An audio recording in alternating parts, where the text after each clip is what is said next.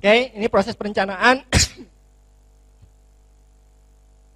Mulai dari pengumpulan SAP, kemudian juga ada storyboard, storyline, bahan materi, soal, dan latihan. Jadi ini kita kumpulkan dulu, masukkan ke dalam satu folder gitu ya di komputer kita. Folder tadi kita simpan di tempat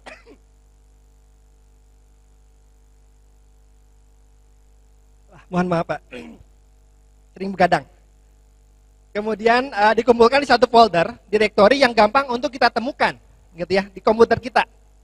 Simpan di tempat yang sama sehingga kita punya versioning. Yang keduanya adalah pembuatan kelas online. Kalau ini sudah diserahkan ke sistem gitu ya. Di Telkom ada iCaring, nah kita serahkan ke sistem dari si pembuatannya. Nah kita tinggal melakukan proses untuk update, kemudian juga pengaturan layoutnya. Yang ketiga adalah menguploadkan bahan. Jadi bahan materi Bapak dan Ibu sekalian, kalau formatnya PowerPoint, mohon untuk dirubah. Jangan sampai PowerPoint.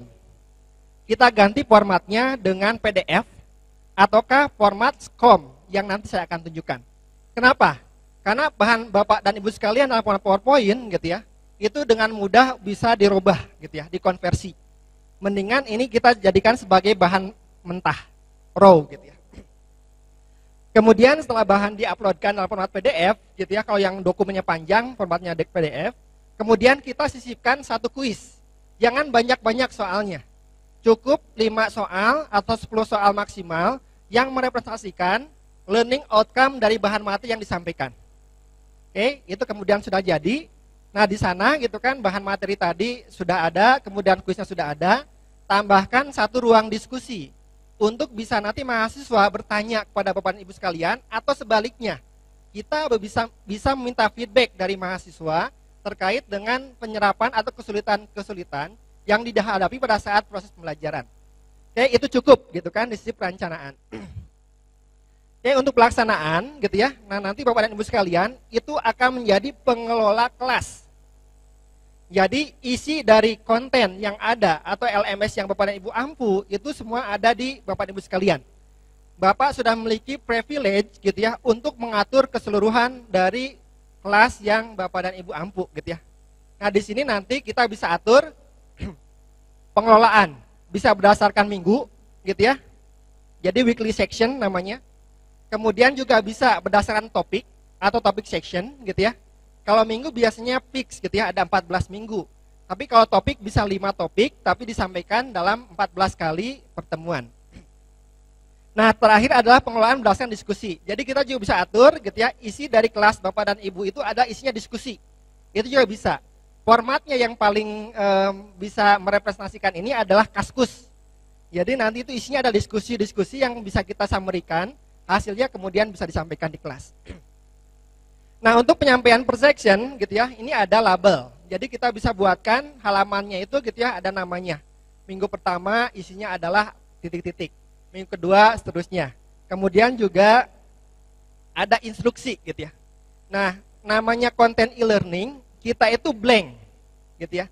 Jadi setiap orang atau mahasiswa yang login ke kelas kita itu tuh adalah butuh penunjuk arah. Maka di sana kita harus sediakan selalu instruksi gitu ya.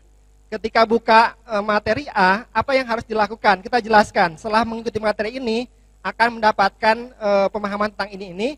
Selanjutnya untuk menguji pemahaman, kita harus menuliskan esai 10 paragraf misalkan atau 100.000 kata gitu tentang terkait dengan itu untuk feedback.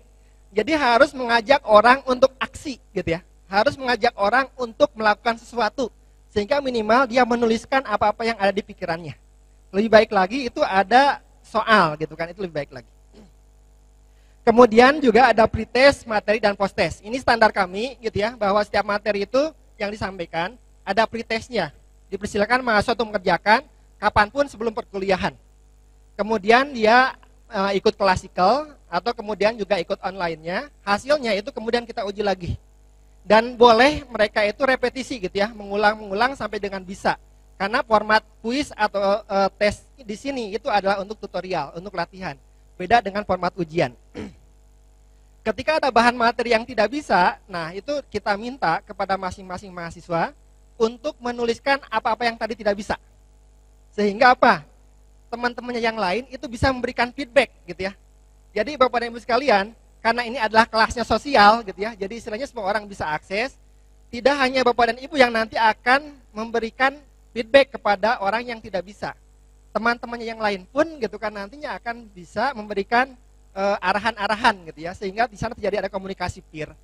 Seringkali gitu kan orang itu akan lebih paham yang ngajarkan bukan dari dosennya, tapi dari teman-temannya. Itu biasanya lebih dekat gitu kan, komunikasinya lebih dekat juga dengan pemahamannya. Ini pelaksanaan ya. Jadi dalam proses tadi ada perencanaan, kemudian berikutnya ada pelaksanaan. Yang terakhir ada evaluasi. Nah, di sisi evaluasi ini Bapak dan Ibu kita bisa buat fleksibel. Kalau misalkan Bapak dan Ibu ingin istilahnya formatnya nanti itu adalah summary dari semua, gitu ya, hasil terbaiknya kita kumpulkan, kemudian ditambah dengan offline test, gitu kan, itu juga bisa jadi nilai. Kelebihan di sini itu adalah kita bisa menilai orang itu secara general, Pak, secara overall, gitu ya, secara lengkap, gitu. Karena kalau kesempatan yang diberikan kepada mahasiswa cuma 2 kali UTS, 1 kali UAS, Pak, seringkali mahasiswa itu lagi sakit perut ketika mau ujian, gitu ya, tidak konsentrasi, lagi putus pacar dan seterusnya, gitu ya. Seringkali gitu kan pada saat ujian itu ada pada kondisi yang sedang tidak fit.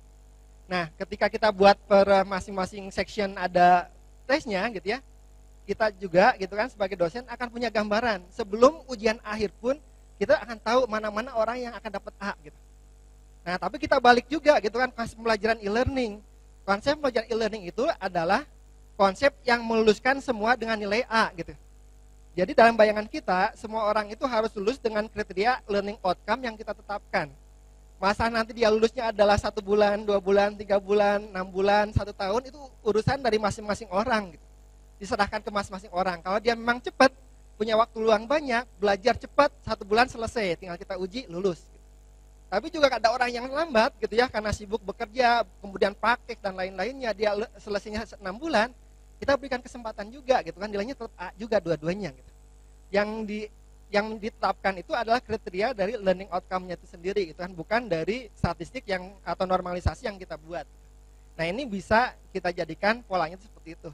Ini juga kami sedang bahas di LP4 di ITB gitu ya. Bagaimana semua orang itu harus lulus sama gitu.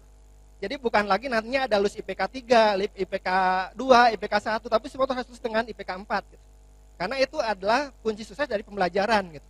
Bukan mendikotomisasi atau juga bukan membuat orang itu ada pintar ada bodoh. Tapi kita buat semuanya pintar gitu. Sehingga orang itu merasa percaya diri untuk nantinya gitu kan dia bisa memberikan manfaat di bidang-bidang yang dia inginkan, dia ingin kuasai. Oke, kemudian pembuatan konten. Tadi itu adalah perencangannya gitu ya. Nah, sekarang Bapak Ibu sekalian, untuk pembuatan konten gitu ya, jangan sampai kita dibebani dengan proses ini. Serahkan ke tool, bukan ke orang. Karena kemarin juga ada kasus gitu ya, nunggu programmernya, nunggu desainernya gitu ya. Itu adalah menunggu orang yang lain gitu kan. Nah, sekarang kita tinggal berdayakan perangkat yang sudah kita miliki. Caranya adalah pertama, perancangan pengajaran. Saya yakin Bapak dan Ibu ini sudah memiliki perancangan pengajaran.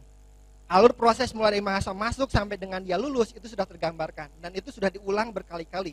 Itu sudah menjadi model yang menurut saya sangat efektif. Kemudian yang keduanya itu adalah proses digitalisasi. Karena konten ini harus dipublikkan lewat web, maka prosesnya menjadi sangat penting. Saat ini, kalau dulu saya buat e-learning Pak, gitu kan, itu sangat kesulitan. Mau merekam saja itu susah. Karena harus ada mikrofon, harus ada sound mixer, harus ada apa, ujungnya banyak. Gitu. Sekarang Pak, dengan perangkat Android gitu ya, kita ngobrol seperti ini, itu bisa langsung hasilnya format digital. Yang ketiganya adalah proses publikasi konten dan upload. Jadi kalau sudah di package gitu ya, kemudian kita uploadkan. Nanti saya akan tunjukkan proses ini. Oke, tool dan teknologi. Nah, kami mengambil summary, kesimpulan. Ketika kita diskusi banyak dengan Bapak dan Ibu dosen terkait pengembangan konten, ada yang senang memang menyerahkan kepada studio. Jadi kami di ITB itu ada learning studio. Tugasnya adalah merekam dosen, gitu ya. Baik itu di kelas ataupun di meja, tergantung kebutuhannya. Kemudian kami jadikan